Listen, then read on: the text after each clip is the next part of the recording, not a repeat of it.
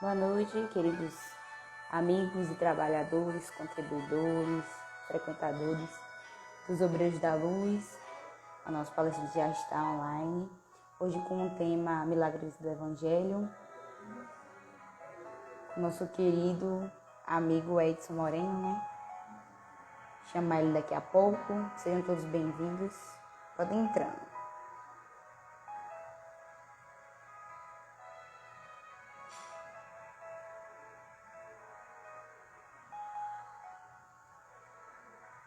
Boa noite, Neide. Boa noite, Tainá. Boa noite, Edson.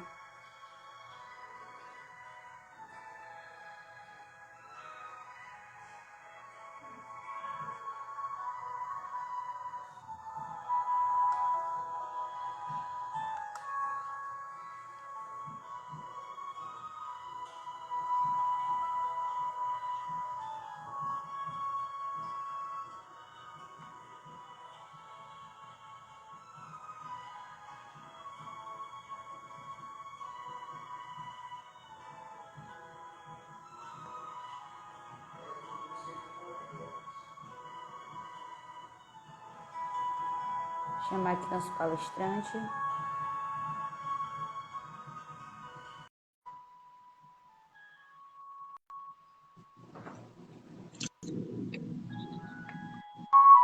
Boa noite, Isa. Boa noite, Eli. Boa noite. Odé. Ana. Peça André aí para vir aqui rapidinho.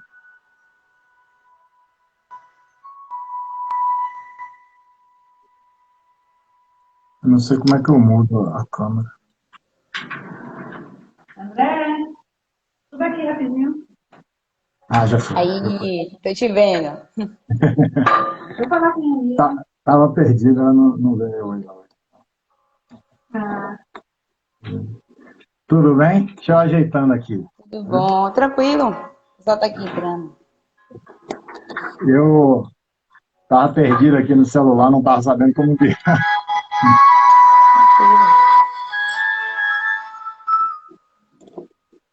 O pessoal tá aqui entrando. Acho que tá bom, né? Tá bom. Tá, dá pra ver tranquilo. O áudio também tá ótimo. Ótimo. Bom, eu separei aqui uma... Como é que tá o senhor, né? Perguntar aqui como é que Se ou não, tá. se ou não, você. Como você está? Se você não me conhece, meu nome é Ayala. Faço parte Oi. da juventude aqui do CEOL e às vezes estou aqui contribuindo nas doutrinárias, né? Eu estou bem. Auxiliando. Boa noite a todos, boa noite a você, a ela. E parabéns aí por estar engajada, tão jovem, engajada aí no movimento, já coordenando lives, e isso é que é importante. Quanto a juventude tem que ingressar no espiritismo, tem que reforçar esse cordão, esse consolador que nós somos. Aí eu que agradeço pela oportunidade de estar aqui aprendendo com todos vocês. É uma experiência ótima. Isso aí. Bom, eu abri aqui o Evangelho, né, para a gente dar uma lida antes de começar. Pausar a música. E aí eu faço a oração inicial e passo a palavra para você. Tranquilo? Tranquilo. Então, vai lá. Missão do homem inteligente na Terra.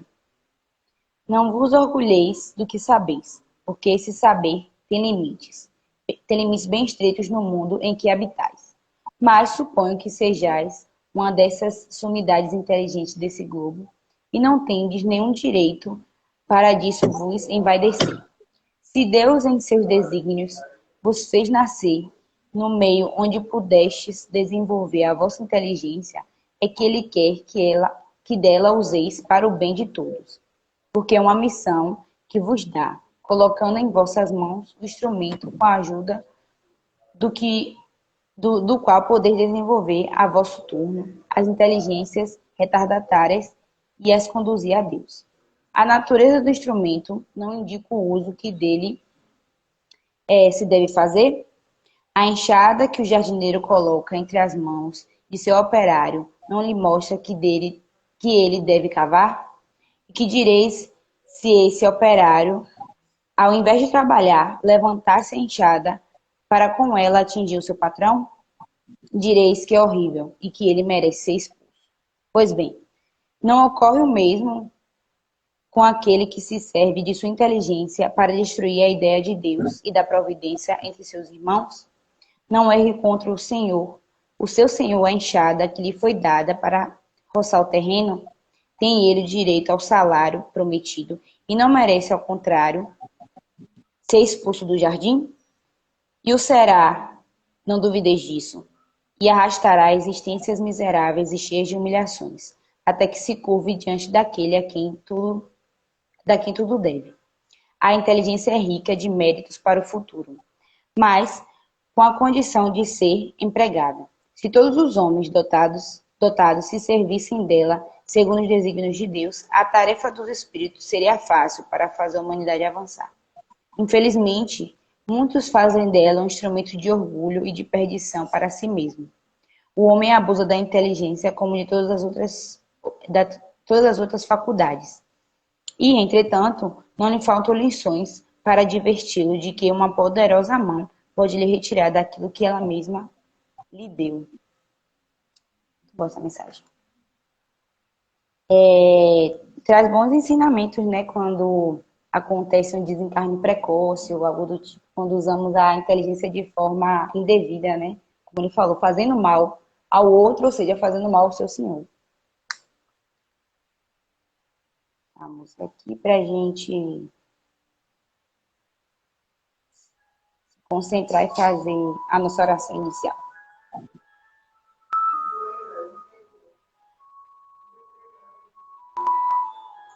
Nesse momento, peço a todos que tentem entrar no ritmo da música, tentar acalmar os pensamentos, o corpo. Nesse momento, quero agradecer a presença de Edson, por vir compartilhar as suas experiências, seus estudos aqui conosco, para podermos aprender juntos. Peço também permissão aos obreiros da luz, para que mais um sábado estejamos aqui, na nossa doutrinária, mesmo que online, estamos juntos. Peço permissão também aos nossos mentores, que sempre nos acompanham, sempre nos guiam em todas os intempéries, todas as provas e expiações. E assim começamos para a ação que o Senhor nos ensinou. Pai nosso que está no céu, santificado seja o vosso nome. Venha a nós o vosso reino, seja feita a vossa vontade, na terra como no universo. O pão nosso de cada dia nos dai hoje. Perdoai as nossas ofensas, assim como nós perdoamos aquele que nos tem ofendido. Não deixeis cair em tentação, livrai-nos de todos os males, que assim seja. Que assim seja.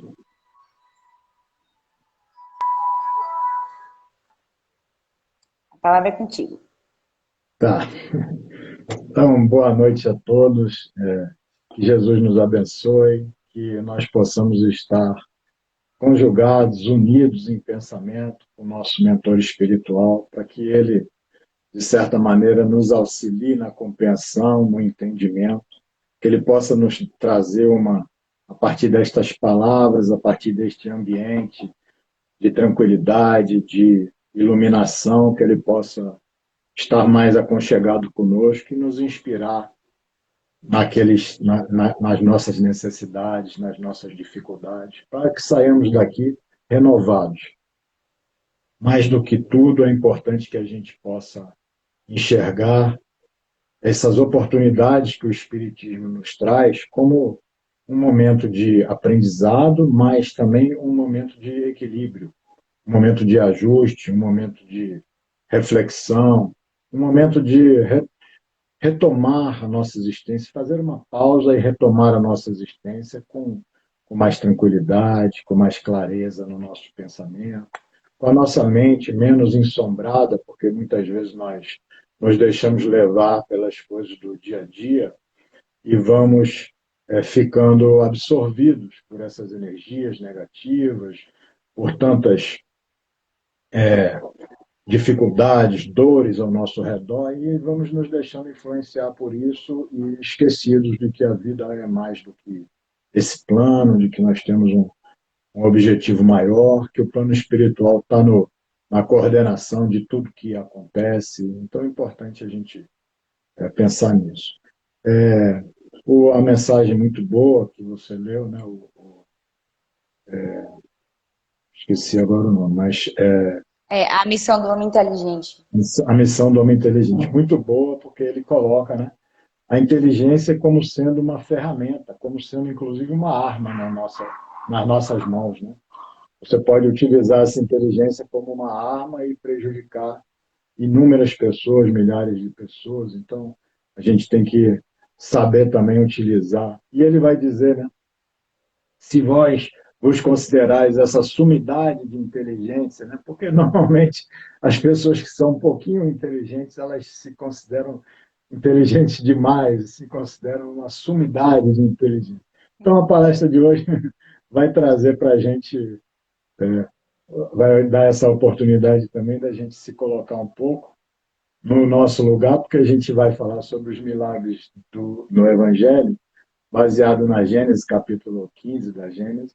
E lá tem um item, que é um item importante, que é a superioridade de Jesus. Então a gente já vai perceber a distância que há entre Jesus e cada um de nós, né? Para que não nos consideremos sumidades de inteligência ou sumidades de qualquer coisa, e possamos estar dentro da nossa condição de humildade, estar procurando galgar passo a passo, dia a dia, construindo com equilíbrio a nossa possibilidade no mundo. Né? Então, os milagres na visão espírita, a palavra milagre, né, significa um prodígio, uma maravilha, uma coisa extraordinária. Né? Uma coisa de admiração, vem de miraculo, admirar. É um ato do poder divino contrário às leis da natureza conhecidas. O pensamento das massas é que é um fato sobrenatural.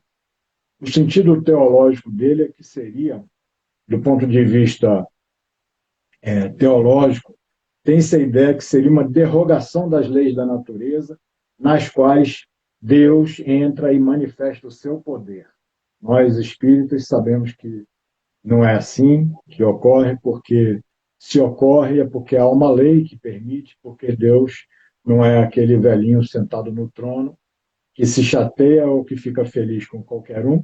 Deus ele estabelece leis para que o nosso universo possa funcionar, para que a nossa vida esteja regulada dentro dessas leis.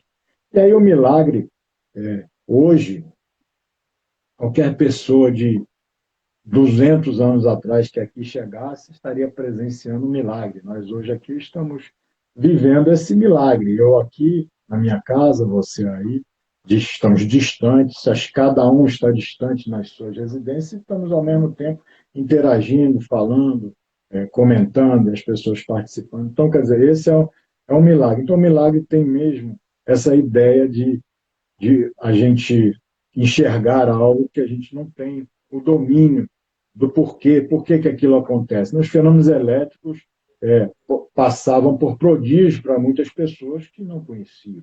Né? E quando se conhece a causa, aquilo deixa de ser maravilhoso e começa a ser, então, compreendido. E assim o Espiritismo dá uma contribuição muito importante para que a gente possa entender um pouco da mecânica daquilo que se chamava de milagre, daquilo que se chamava de uma coisa extraordinária. Né? Os séculos de ignorância, a Gênesis vai dizer, foram fecundos em milagres, porque ninguém conhecia nada. Tudo provinha de uma causa desconhecida, tudo passava por algo sobrenatural. Então, à medida que a ciência vai revelando novas leis, esse círculo do maravilhoso, a física vai avançando, a medicina, tudo. Então, o círculo do maravilhoso ele vai diminuindo, vai se restringindo. Né? Mas como não havia explorado todos os campos da natureza, ainda existia um grande campo a ser explorado, que é esse o campo que o Espiritismo vem trazer para nós e vem fazer com que a gente possa utilizar a razão para análise de todas essas situações. Os fatos do Evangelho, que o Evangelho relata, né, eles foram considerados milagrosos, né, na sua maioria. Mas, na sua maioria, são a ordem de fenômenos psíquicos. Isso é, tem como causa primária as faculdades e os atributos da alma, do espírito. A história vai mostrar fatos idênticos em todos os tempos e em todos os povos. Então, se existem almas encarnadas e desencarnadas, esses mesmos efeitos devem ter se produzido ao longo da história, e é isso que ela vai nos demonstrando.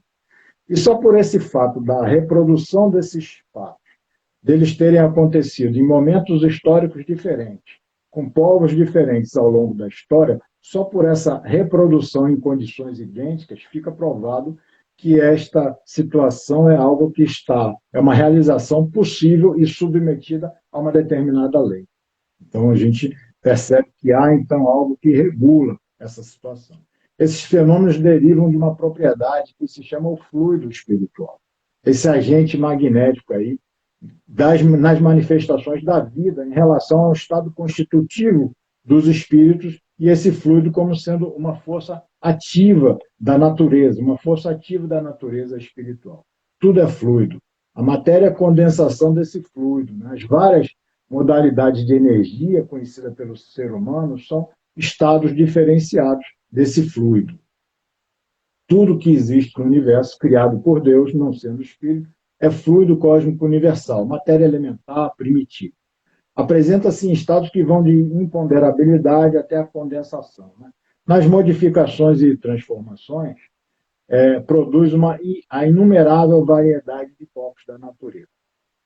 Conhecidos e constatados os efeitos, possibilita para todos nós admitirmos aqueles fatos que eram rejeitados, considerados sobrenaturais, e rejeitados, ninguém acreditava que aquilo pudesse existir. Quando a gente começa a entender que há uma causa, que existem fluidos espirituais, que a movimentação desses fluidos possibilitam o acontecimento de determinados fatos, a gente começa, então, a aceitar aquilo que antes a gente rejeitava, por conta de acharmos algo sobrenatural, algo impossível de ser acontecido. Então, daí a gente vê que essa manipulação dos fluidos, isso a gente faz, nós espíritas, sabemos que trabalhamos com essa manipulação dos fluidos nas nossas mediúnicas, no passe magnético, em cirurgias espirituais. Sempre há essa movimentação dos fluidos. E nós, que somos espíritos de pouquíssima evolução.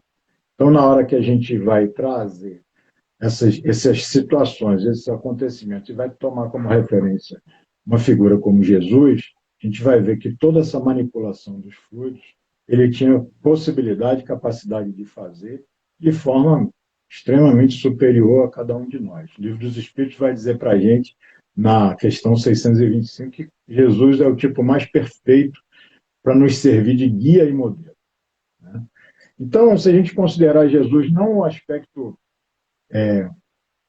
religioso, mas considerar ele imaginando a escala espírita, imaginando ele como um espírito superior, um espírito puro, a gente vai ter que reconhecer nele um espírito puro da ordem mais elevada.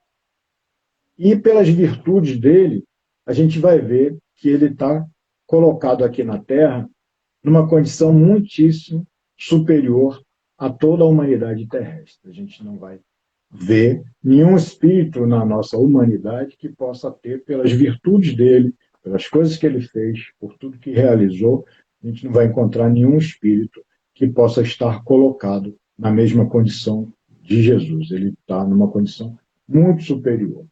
Ele não é o próprio Deus, mas o enviado de Deus. E não é um profeta, mas é um Messias. É aquele que vem trazer essa mensagem de Deus para todos nós. Como homem, é importante a gente entender que, como homem, ele tinha a mesma organização carnal de cada um de nós. Era homem, assim como cada um de nós. Tinha o corpo físico, como cada um de nós. Toda essa organização carnal idêntica à nossa. Mas como espírito puro, desprendido da matéria, ele vivia uma vida muito mais espiritual do que a vida corporal. As fraquezas, porque as fraquezas ele não era passível de fraquezas. Então ele tinha uma condição espiritual que permitia que ele estivesse constantemente vivendo a vida espiritual muito mais do que a vida carnal, percebendo todos os aspectos espirituais das situações ao seu redor. Superior porque o espírito dele dominava de modo absoluto a matéria, e o seu espírito era da parte mais quintessenciada dos fluidos terrestres. Nós constituímos o nosso perispírito dos fluidos do orbe onde nós estamos vivendo. E os fluidos que constituíam o perispírito de Jesus eram aqueles mais sutis, aqueles mais quintessenciados, mais leves, mais sutis, mais elevados, que constituíam esse perispírito de Jesus. A alma dele, olha como uma coisa interessante. A alma dele não, provavelmente, vai dizer para a gente Kardec, não se achava presa ao corpo, senão pelos laços estritamente indispensáveis. Ela estava completamente desprendida, o que lhe dava, por certo, dupla vista, a visão espiritual. Não só permanente, como de excepcional penetração, e superior de muito a que de ordinário possuem homens comuns. Então a gente sabe que Divaldo Franco, por exemplo, tem a visão espiritual, enxerga espíritos aonde ele está colocado. Francisco Cândido Xavier tinha visão espiritual, enxergava espíritos, tinha até a percepção daqueles espíritos que não estavam presentes, que estavam chegando. O perispírito dele ele conseguia ter uma percepção, inclusive, distante. Nós temos conhecimento de pessoas que se desdobram do seu corpo e vão a determinado ponto e lá identificam as situações materiais daquele local. Então, Jesus tinha todos esses fenômenos que nós conhecemos como essas capacidades mediúnicas. Jesus, o espírito que era, ele tinha todas essas capacidades em grau superlativamente superior a todos os homens, a todos que nós conhecemos, né? Então, todos esses fenômenos que dependem desses fluidos perispirituais ou psíquicos, ele tinha realmente uma imensa força magnética também por esse desejo dele de fazer o bem, porque assim, o amor é essa energia que nos traz capacidade espiritual, nos traz intensidade, nos traz força magnética. Nosso magnetismo está sempre também subordinado a essa nossa capacidade de sentir, né? Então, eu posso lhe perguntar, ele agia como médium? Então, ele era um médium curador, por exemplo? Não, ele não era um médium curador, porque ele não seria um intermediário de ninguém.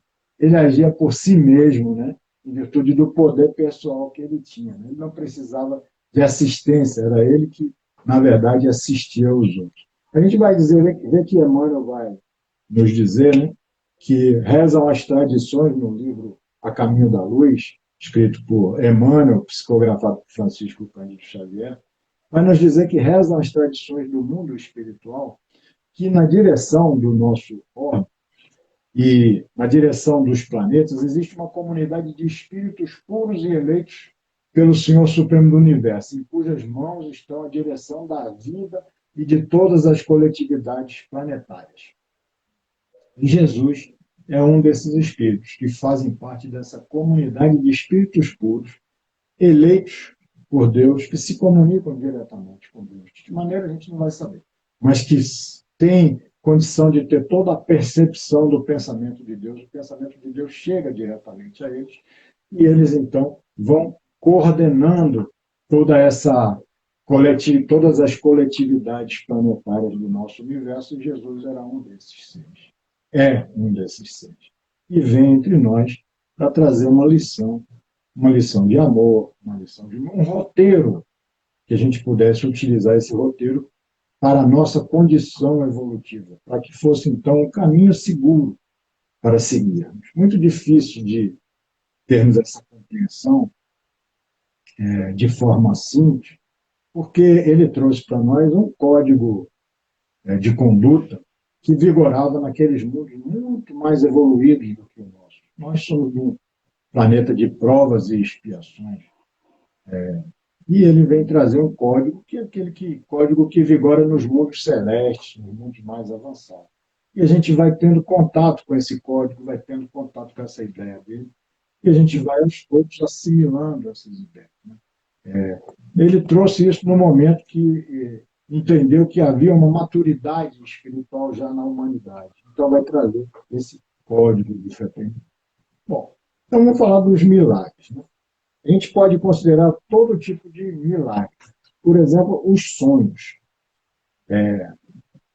No Evangelho, a gente vai ter, inclusive, José, que estava com Maria e Jesus, e foi avisado por um anjo que lhe apareceu em sonho, que lhe aconselhou para que ele fugisse para o Egito com o menino. Está lá no Evangelho de Mateus, de 2,19 a 23. Então, esses sonhos, os avisos por meio de sonhos, eles desempenham um grande papel nos livros sagrados de todas as religiões. O fenômeno em si mesmo não tem nada de anormal, porque durante o sono é quando o nosso espírito, desprendido desses laços da matéria, entra momentaneamente em contato com a vida espiritual, onde encontra com aqueles que lhe são conhecidos. Com frequência, nessa ocasião, os nossos anjos guardiões, os espíritos protetores, aproveitam para entrar em contato conosco e manifestar a cada um de nós os seus conselhos, as suas ideias, para que a gente possa aproveitar. Então, o sonho deixa de ser um milagre, mas não é um milagre, é uma condição do espírito, uma condição natural do espírito que se desprende no momento do sono e vai ter contato com os outros espíritos, aqueles que o protegem, aqueles que o acompanham.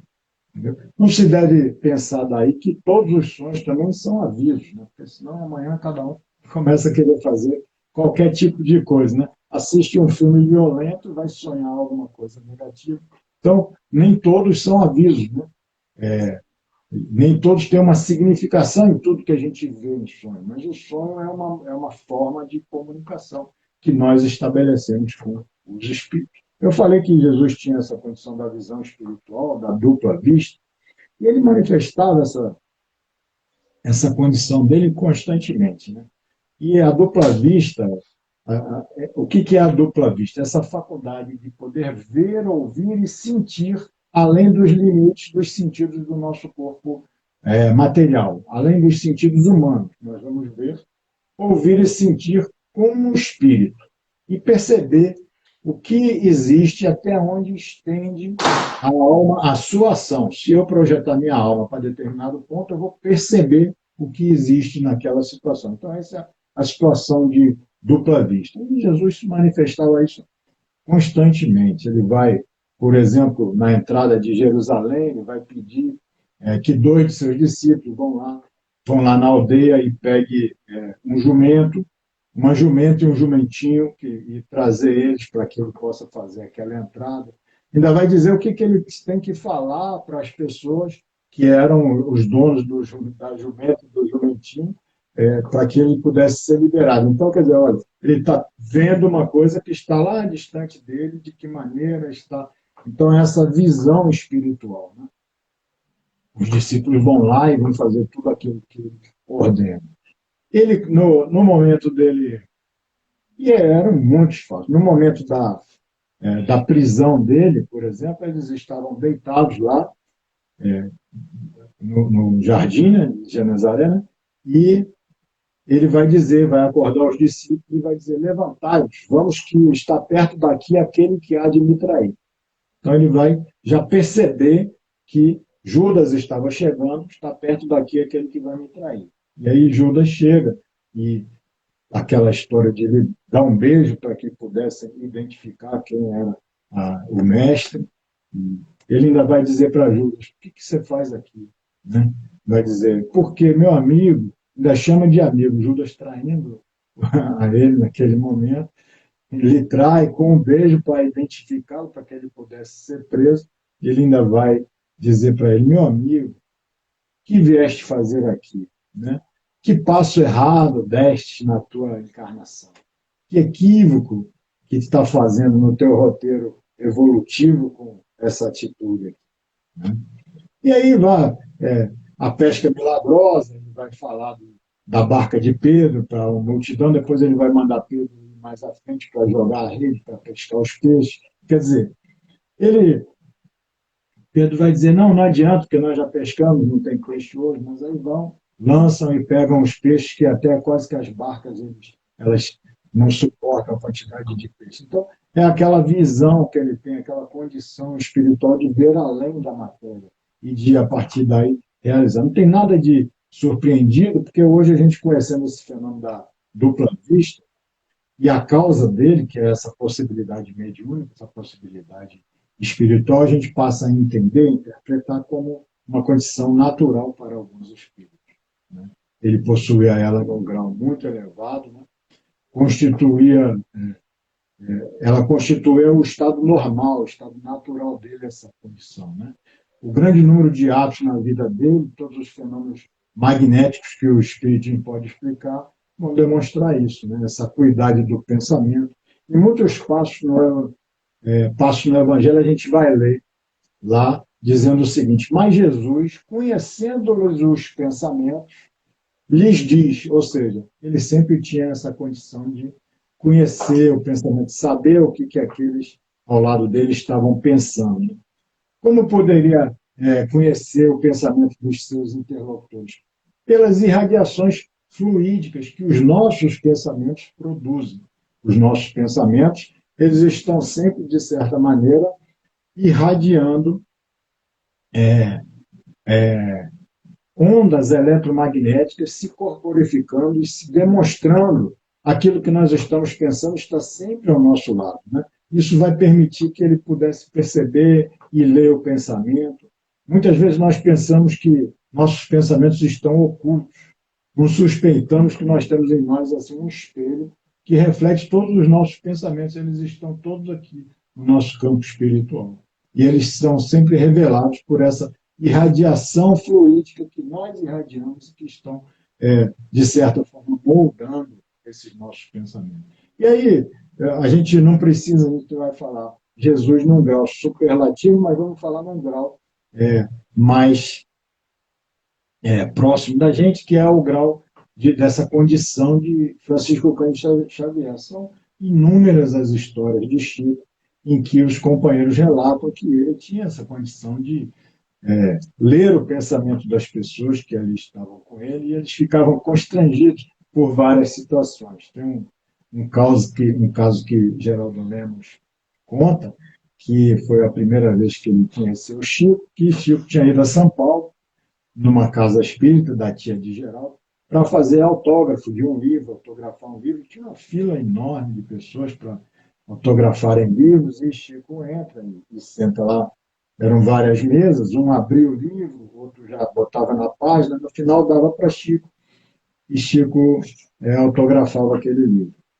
E depois de autografar, ele levantava e entregava o livro à pessoa de pé e cumprimentava a pessoa, muitas vezes a pessoa beijava ele, beijava a mão dele, ele beijava a mão da pessoa de volta, né? Um espírito mais fabuloso, fantástico, beijava a mão da pessoa de volta. E isso começou lá pelas 8 horas da noite, 7 e pouco, 8. Lá pelas 3 da manhã ele continuava, ainda tinha muita gente lá nessa fila. Chico já estava até com a boca machucada de tantos beijos que dava e não deixava de autografar os livros, levantar e fazer toda essa entrega, né, dos livros, carinhosa, amorosa com as pessoas. E aí já era 3 horas da manhã, as pessoas do Centro Espírita já estavam cansadas daquele trabalho, desde 7 horas da noite. E o responsável pelo Centro Espírita virou e falou para uma pessoa, eu vou fechar a porta. Aí a pessoa já conhecia Chico, que ele tinha essa capacidade de perceber tudo que estava acontecendo ao lado dele. Olha, Chico não vai gostar. Ele não vai nem saber, estava tão ocupado assim, autografando esses livros, que não vai nem saber. E aí vai lá e fecha a porta. E aí quando ele volta, quando ele chega lá, assim, Chico está lá autografando o livro, chama, meu filho, por favor, faz um favor para mim, abre lá a porta, porque enquanto tiver alguém querendo esse livro que Jesus mandou para a gente, nós não vamos deixar de atender ninguém em nome de Jesus. Por favor, vá lá e abre aquela porta. Então, tinha essa capacidade, né? Então, a gente vê num grau muito inferior aquilo que Jesus podia fazer. Então, várias vezes as pessoas se constrangiam com essas situações. As curas de Jesus, né? A mulher, por exemplo, são diversas. Eu vou falar da cura da mulher que estava com hemorragia, sofria de hemorragia, perda de sangue, por 12 anos, na mão de médico. E aí vem ela vai atrás dele, vai uma multidão atrás dele, ela também, ela pensa, ela toca as vestes dele, e pensa, se eu conseguir ao menos tocar nas vestes, eu ficarei curado. Foi esse o pensamento dela. E aí, no mesmo instante, o fluxo sanguíneo dela cessou e ela sentiu no corpo dela que ela estava curada da enfermidade. Mas também, no mesmo instante, Jesus, conhecendo em si mesmo a virtude que dele saía, olha como é interessante, ele entender a virtude que dele saia, ou seja, vai exprimir essa palavra, exprime exatamente essa condição do movimento fluídico. Ele percebeu que algo saiu, os fluidos curadores saíram dele. Então, nesse momento, ele pergunta, quem tocou as minhas vestes? No meio da multidão. Ela se constrange, fica com medo, e aí se apresenta. Mas o que é interessante é exatamente isso. É a demonstração de que ele não tinha intenção, não tinha percebido, não tinha visto ela, e saiu uma virtude dele, ou seja, o movimento fluídico, os fluidos saíram dele. Essa irradiação fluídica normal dele para realizar aquela cura. Né? Então, o que acontece? Esse fluido ele tem, de alguma maneira, que atingir a matéria orgânica a fim de repará-la. Né? A fim de reparar. Ele pode ser dirigido de duas maneiras. Pode ser dirigido sobre o mal pela vontade do curador, que Jesus muitas vezes fazia desta maneira. Ele dirigia os fluidos sobre a doença, pela vontade dele de dirigir esses fluidos. Mas também esses fluidos também podem ser atraídos pelo desejo ardente daquele que está pedindo a cura, pela confiança, pela fé daquele doente, pode ter essa possibilidade de atrair esses fluidos curativos. Né? Então, o primeiro é como se fosse uma bomba, e o segundo é como se fosse uma bomba aspirante. Um puxa e o outro é como se derramasse aqueles fluidos. Né? Então, muitas vezes é necessária a simultaneidade das duas ações. Muitas vezes é tão importante essa simultaneidade das duas ações que o próprio Jesus queria derramar os seus fluidos curativos, terapêuticos sobre a pessoa. Ele perguntava, você acredita que eu posso te curar? Você deseja que eu te cure? Ou seja, para que houvesse, então, o desejo também ardente para que essas duas vias, essas duas ações se conjugassem e, de certa maneira, o resultado fosse obtido. Né? Então, no caso daquela moça que tinha que perdia sangue, que tinha hemorragia, né? Ele teve razão, porque foi o desejo ardente dela. Então, ele teve razão em dizer para ela, a tua fé te salvou. Porque ele realmente não tinha nem percebido, não tinha nem visto ela.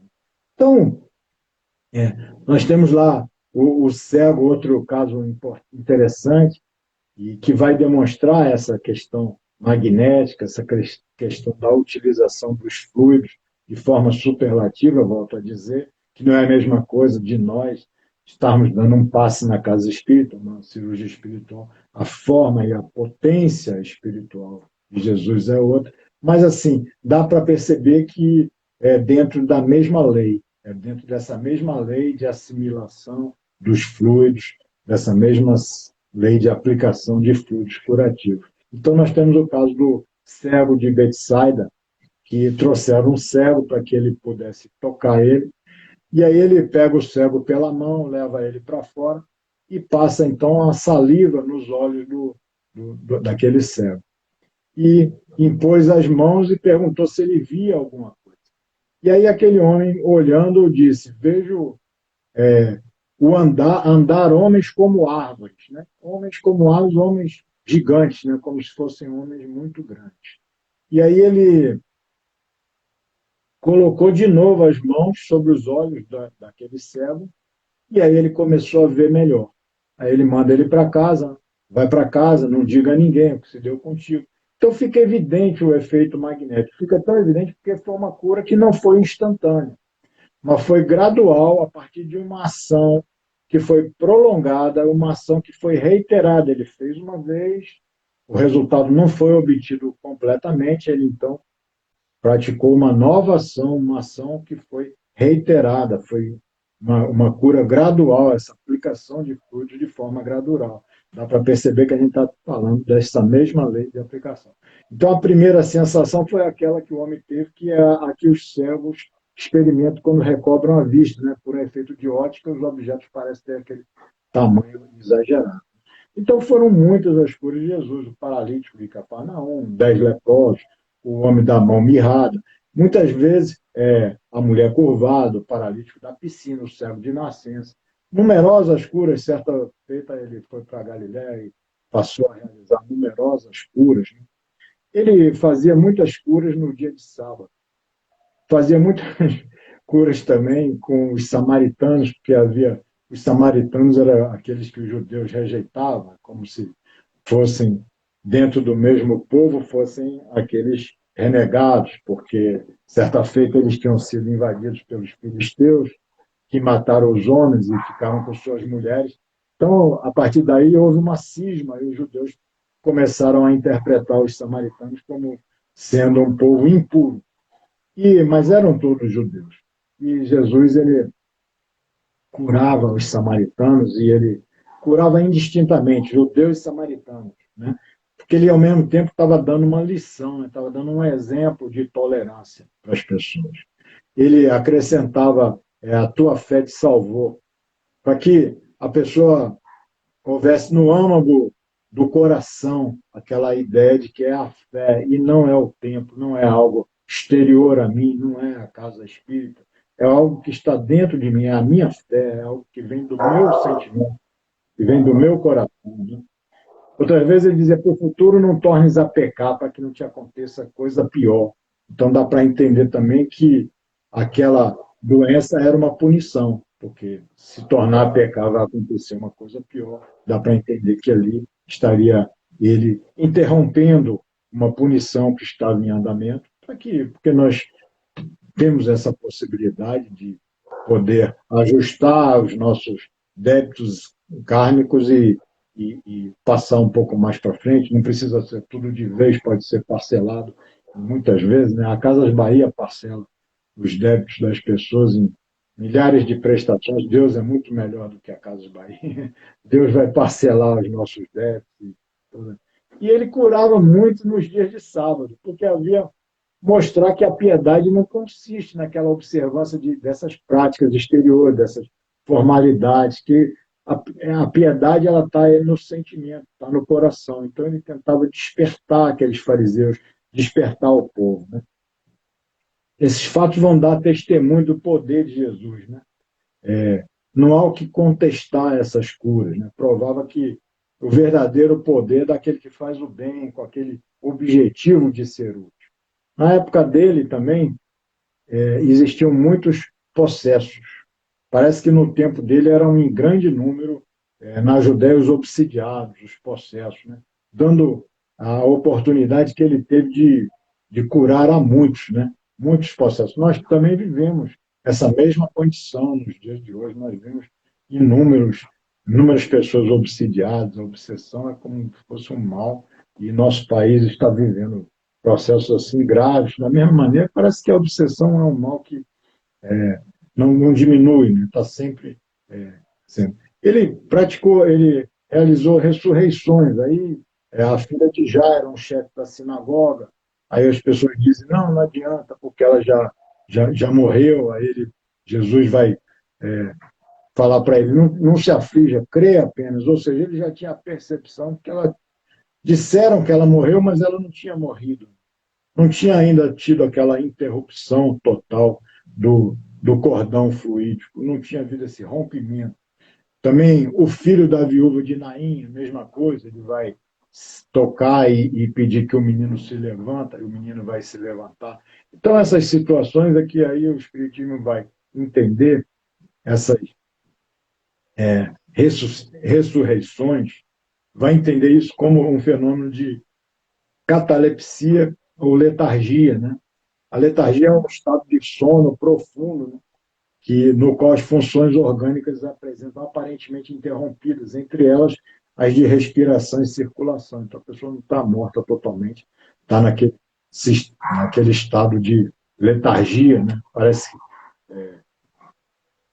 todos esses casos, eles sugerem que, na realidade, eles não haviam morrido, mas sim o próprio Lázaro, mas sim encontrados num estado de emancipação espiritual. Em todos esses casos, a ligação fluídica entre o espírito e o corpo ainda não tinha se rompido. Então, vai sugerir que ambos se encontravam, tanto a viúva de Naim como a filha de Jairo, e o próprio Lázaro também, se encontravam com reservas vitais ainda tinham o laço fluídico conectado. Né? Então, as próprias materializações que ele fazia, a boda de Caná que transformou água em vinho, a multiplicação de pães, a gente vai ver dentro do Espiritismo transportes, onde os espíritos conseguem trazer do plano espiritual, conseguem materializar flores, rosas, materialização, inclusive, de espíritos. Então, esses fenômenos de transporte, já presenciei uma vez, esses fenômenos de transporte do mundo espiritual, em que a rosa se materializa ou é transportada de algum local e se apresenta na mão do médium de forma integral. Então, são todos esses fenômenos que o Espiritismo vai trazer, a lógica deles vai trazer toda essa ideia. Né? Os milagres, eles não acontecem em contradição à natureza, mas de acordo com uma lei superior, né? Então, uma lei que existe. O Espiritismo não faz milagres, ele vai revelar novas leis, explicar os fenômenos que são consequências dessas leis. E desses fenômenos, consequências dessas leis, é a existência de espíritos e a intervenção deles no nosso mundo corporal. Isso vai explicar muitas situações que nós podemos entender como miraculosas. Né? As aparições, a aparição. Jesus mesmo se mostrava com o teu corpo, a ressurreição de Jesus, que é dita, ele se mostrava com o seu corpo perispirítico. Ignorando essa causa, ignorando o corpo espiritual, os discípulos eles não se percebiam dessas particularidades, que ali era o corpo espiritual do Cristo. Eles não davam atenção a isso. Desde que eles viam o Senhor, viam Jesus e tocavam nele, eles achavam que o corpo dele estava ressuscitado. Mas, assim, todos os caracteres das aparições de Jesus, que são chamadas de ressurreição, todos os caracteres são caracteres da presença, da apresentação do corpo fluídico. Por quê? Porque ele aparece de forma inopinada e ele, do mesmo modo, ele também desaparece. Então, é um caractere de um corpo fluídico. Ele estava com os discípulos a caminho de Emaús, senta com eles numa estalagem, senta na mesa, conversa. Quando eles vai dividir o pão, quando eles percebem que é ele desaparece. Então, desaparece de forma assim abrupta. É uma característica de um corpo fluídico, e não do corpo físico. Né? Uns veem ele e outros não veem, é outra característica, porque ele, com o corpo fluídico, ele se apresenta para aqueles que ele queira se apresentar. Com aparências que, às vezes, os próprios discípulos não conseguem reconhecer, porque o corpo fluídico dele tem, talvez, uma aparência um pouco diferente daquele corpo físico em que com eles conviveram. Então, todas essas aparições de Jesus demonstram que são aparições do seu corpo espiritual. Né? E aí, para a gente caminhar aqui para o final, né, eu quero falar aqui, assim, o maior milagre, desses milagres no Evangelho, o maior milagre que Jesus operou, né, e que atesta a superioridade dele, foi a revolução que os ensinos dele produziram no mundo. Apesar de todas as dificuldades, porque ele, pobre, nascido numa condição humilde, num seio de um povo pequenino, ainda nesse povo pequenino, ele ainda no lugar mais afastado, Nazaré, né? E quase ignorado pela preponderância política, literária, artística. 3 anos apenas ele prega a doutrina dele, nada escreveu. Entretanto, ele é ajudado por homens, talvez assim, lá do mesmo local como ele, também pobres, nascidos de humilde condição, ajudados por esses homens, a palavra dele bastou para regenerar o mundo, porque o mundo passou a ser outro, antes de Jesus e depois de Jesus. Na época de Jesus, existiam no judaísmo todos os templos, toda a religião, mas ninguém montava uma casa de assistência. Os leprosos eram condenados a viver fora da cidade. Uma mãe, um pai de família que lutou, criou os filhos, se esforçou na criação dos filhos, se pegasse uma doença de pele, que não se sabia se era lepra, podia ser, podia não ser, qualquer doença de pele era obrigada a ser mandada e lançada para o Vale dos Leprosos. Quer dizer, é como uma maldade, não criar uma condição de poder atender as pessoas. E aí vem, após Jesus, o primeiro ato do cristianismo, dos seus discípulos, foi de criar a casa do caminho, né? O caminho, como era chamado, para atender aqueles necessitados. Então, ele vai revolucionar o mundo de diversas maneiras, de diversas possibilidades, trazendo essa lição do amor que ele nos trouxe, permitindo que o amor pudesse realmente influenciar o pensamento da humanidade como um todo. Toda a revolução social que ele vai produzir no nosso planeta, no nosso orbe, a partir de sua vida, durante apenas 3 anos ali, naquele local que o imperador de Roma chamava de buraco no canto, porque no mapa era um pedacinho lá no canto do mapa do Império Romano. Então, esse realmente é o grande milagre de Jesus. O Espiritismo vai colocando ao nosso alcance muitos recursos espirituais, esses recursos fluídicos, o entendimento de tudo isso, da aplicação, da manipulação, muitos recursos com os quais torna possível nós acionarmos essas leis naturais e produzirmos alguns fenômenos que possam ajudar ao próximo e que possam ajudar a nós mesmos. Então, está aqui a nossa palavra. Muito obrigada, impressionante na história dele e como a gente pode pegar como exemplo, né, como você mesmo falou, o exemplo mais perfeito que tivemos e que a gente precisa ainda tem muito que trabalhar, né, para chegar nesse estágio. Então, a gente tem mais ou menos uns 7 minutos e a oração final é contigo aí. Se quiser falar mais alguma coisa, sinta-se à vontade. Eu aproveitava, eu vi numa palestra de Arthur Valadares. Na verdade, não foi uma palestra, foi uma resposta que ele deu a uma pergunta, e eu queria aproveitar, então, e compartilhar aqui com as pessoas, porque ele aproveitou uma lição de Paulo, né, e do livro Paulo Estevão, e fez a comparação de Paulo naquele livro, Paulo Estevão, com o momento atual que a gente vive.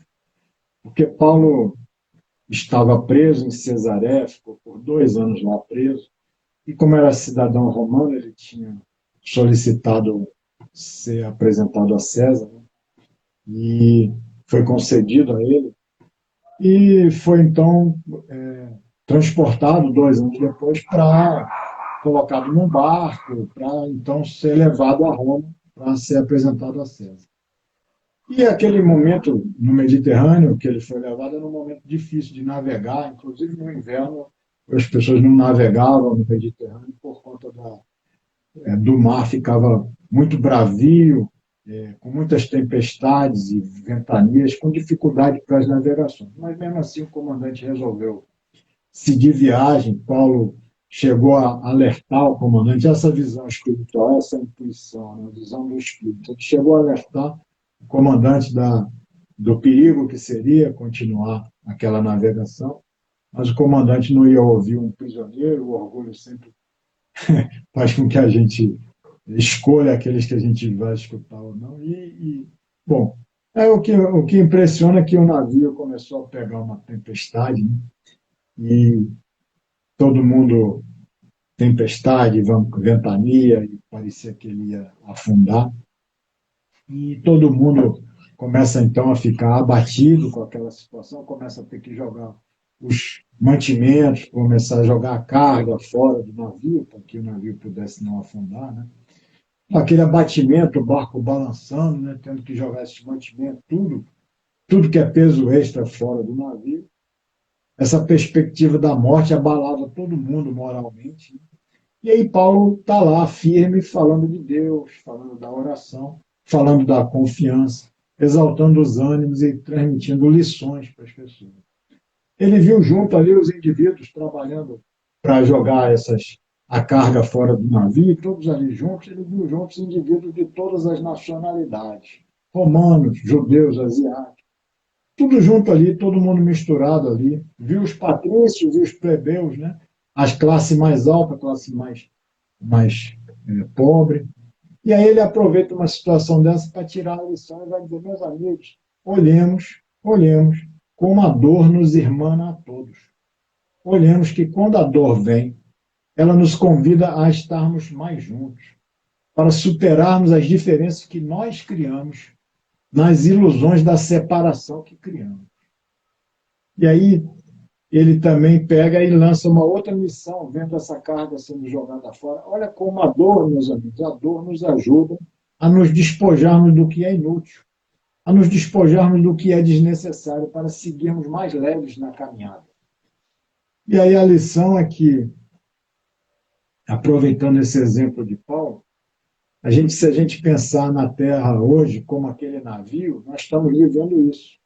A embarcação terrestre hoje está sujeita a uma tempestade, a uma tormenta, e que visa nos trazer um ensino, visa ensinar a cada um de nós a nos despojarmos do peso inútil que carregamos, dessas coisas que não temos necessidade, de todas essas vaidades que são inúteis para a nossa existência. Deixar essa série de ilusões, de hábitos, de coisas que têm nos adoecido, tem adoecido cada um de nós, tem adoecido o nosso planeta. Esse consumismo, esse imediatismo, esse materialismo, uma série de fatores, né? E os excessos do próprio mundo que nós estamos aí destruindo o próprio planeta, destruindo a harmonia da natureza. Então, a gente tem que deixar essas coisas para que essa nau terrestre, para que essa nave, esse navio terrestre possa seguir em mares mais tranquilos, né? E visa também nos ensinar essa dor que nós vivemos hoje, nos ensinar a nos irmanarmos, que essa dor nos convida a estarmos juntos. Então não adianta a gente pensar na gente e não pensar no outro. A gente precisa ter esse sentimento de coletividade, porque a dor nos aproxima e a gente só consegue sair da dor, a gente só consegue dar um passo à frente se a gente realmente conseguir pensar de forma coletiva, estamos todos irmanados, como irmãos, para seguir todos juntos. Então, essa a ideia que ele colocou, para que a gente possa ouvir essa voz de Paulo no navio lá atrás e fazer a comparação daquele naufrágio com essa situação que a gente vive, essa tempestade. É importante a gente refletir nisso, nos irmanarmos e deixar de lado todos esses atos, todas essas ilusões que nos servem. Com certeza, é muito bonita a sabedoria, né? Perfeito. Bom, a oração final é contigo. Se você quiser uma música, eu coloco aqui. Aí você que manda. Amigo Jesus, abençoa-nos sempre a oportunidade de estarmos aqui, pensando em Ti, apreciando a Sua trajetória aqui conosco, tentando enxergar os exemplos de cada atitude, de cada ato considerado diário, de cada ato amoroso, de cada doutrinação, de cada exemplo. Que possamos trazer tudo isso para a nossa existência, que possamos trazer tudo isso para o ser da nossa família, que possamos enxergar cada um que vive conosco como sendo o ser mais importante da nossa existência, de toda a nossa existência milenar. Os seres que vivem conosco hoje, no dia de hoje, são os seres mais importantes de toda a nossa trajetória evolutiva. E a partir deles, nós muitas vezes daremos a meia volta e transformaremos as dificuldades em facilidades, os sentimentos contraditórios e amor puro e verdadeiro. Senhor, auxilia-nos para que possamos fazer cada dia, de cada dia, um dia melhor, na sua companhia, na companhia da sua mensagem e da sua paz. Que a sua paz esteja conosco hoje, agora e sempre. Que assim seja. Assim seja. Obrigada, Edson, pelas palavras muito sábias. Obrigada, pessoal, que estava aqui assistindo a gente. A live vai ficar salva aí no nosso perfil do CO. Então, quem quiser compartilhar, rever, se também Edson quiser compartilhar, sinta-se à vontade, viu? Obrigada. Bom fim de final de semana para todos. Até mais. Até mais. Gratidão.